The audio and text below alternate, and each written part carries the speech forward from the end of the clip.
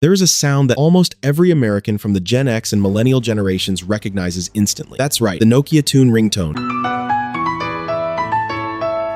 Throughout the late 1990s and early 2000s, that sound echoed through schools, stadiums, shopping malls, and highways across the United States. Before the era of the iPhone, Facebook, Instagram, or TikTok, Nokia was the name most closely associated with the very idea of a mobile phone. If you grew up during that period, you probably still remember those monochrome blue screens and the legendary Snake game. You could use the phone all day and still have 98% battery remaining. Its durability was so extraordinary that it could become the last artifact proving humanity ever existed after the apocalypse. Yet just 6 years later, in September 2013, Nokia was forced to sell its entire devices and services division to Microsoft for 5.44 billion euros. The very division that had made Nokia the world's #1 mobile phone company was now being handed over to another corporation, officially marking the collapse of an empire that had once seemed unstoppable. So what happened to Nokia? Most people still believe that the moment Steve Jobs stepped onto the stage on January 9, 2007 and unveiled the first iPhone was also the moment Nokia's fate was sealed. But the reality is far more complicated than that. When the iPhone was launched, Nokia still had more cash, more engineers, more patents, and a larger customer base. So why did they still fail? The answer lay within Nokia itself. And in this video, we will take a deep dive into the entire story that humanity has long misunderstood about the fall of the Nokia empire. Throughout the 1990s and the early 2000s, Nokia grew based on a specific and consistent philosophy. A good mobile phone had to have strong signal reception, long battery life, high durability, and reliable call quality. Those were the factors customers cared about. But by 2007, the rules of the game began to change. New generations of users started expecting more from a mobile phone. They wanted to browse the web, watch videos, and use online services. That was the moment when the value of mobile phones began shifting from hardware to software. A widescreen iPod with touch controls,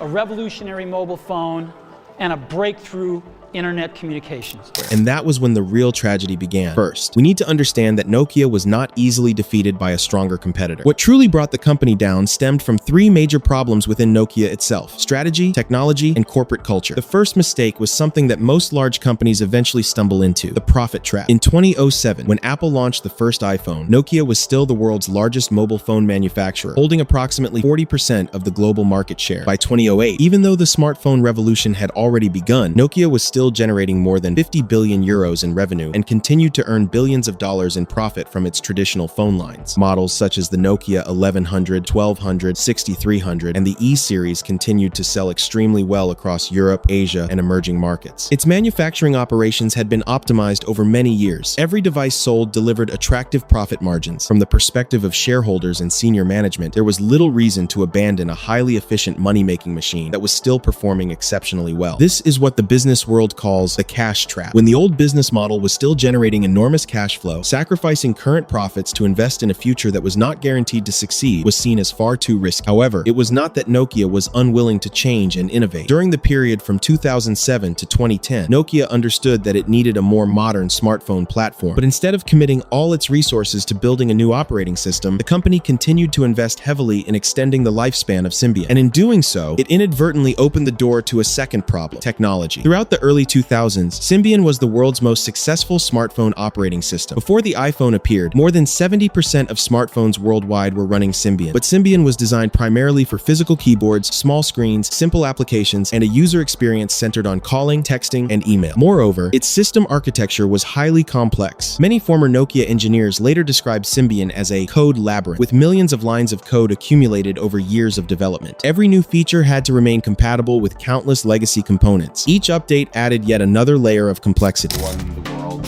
I did internships in customer engineering and IP and FN and CNS, and because of that I got an insight into lots of different... In July 2008, Apple launched the App Store. In its first year alone, the platform surpassed 100,000 apps. By 2010, that number had grown to more than 300,000, with an interface that was easy to navigate, easy to operate, and exceptionally user-friendly. To deliver apps to the iPhone, and we're going to put it on every single iPhone. Meanwhile, developing applications for Symbian was notoriously complex and time-consuming. Programmers had to work with multiple versions of the operating system. The application certification process was cumbersome. As a result, developers began abandoning Nokia's platform, and in the smartphone era, that was an extremely dangerous warning sign. What is noteworthy, however, is that from the very beginning, many engineers and middle managers had recognized the problem. They understood that Symbian was falling behind, and that the new battle would revolve around software and application ecosystems. So why did the company respond so slowly? slowly? The answer lies in the third reason, and perhaps the most alarming one of all: corporate culture. In 2014, a well-known study conducted by Aalto University and INSEAD published its findings after interviewing dozens of former Nokia executives and employees. What they discovered sent shockwaves through the management world. According to this study, a culture of fear had already begun to take shape inside Nokia during the final years before the company's collapse. After more than a decade of dominating the mobile phone industry, many senior executives became overly confident in their position. Middle managers understood that bringing bad news to their superiors could damage their careers. As a result, critical warnings were often downplayed or presented in a more positive light than reality warranted. Some former employees even recalled that mentioning the iPhone in internal discussions was once considered overly pessimistic or unnecessary. While the market outside was changing month by month, many leaders still believed that Nokia simply needed more time to perfect its own solution. It was a very dangerous form of self-deception, because when an organization starts believing what it wants to hear instead of what is actually happening, its ability to adapt becomes virtually non-existent. By 2010, Android had surpassed Symbian to become the world's most popular smartphone operating system. The gap between Nokia and its competitors was growing wider and wider. By the end of 2010, Nokia could no longer deny reality. Apple was not the only heavyweight competitor. By 2010, Android had overtaken Symbian to become the best-selling smartphone operating system in the United States. The market waits for no one. According to Gartner, Nokia's global smartphone market share fell from approximately 41% in 2007 to around 29% in 2010. Meanwhile, the app ecosystem was expanding at an explosive rate on iOS and Android. Consumers were no longer buying phones simply because of superior hardware or long battery life. They were buying into an entire ecosystem. That was when Stephen Elop became Nokia's CEO in September 2010. Search process.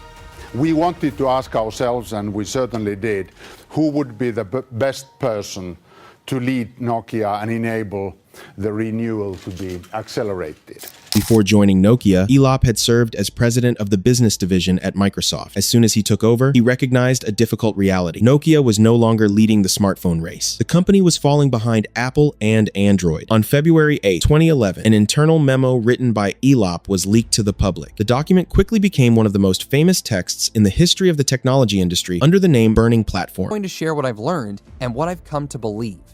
I've learned that we're standing on a burning platform. And we have more than one explosion. We have multiple points of scorching heat that are fueling a blazing fire around us.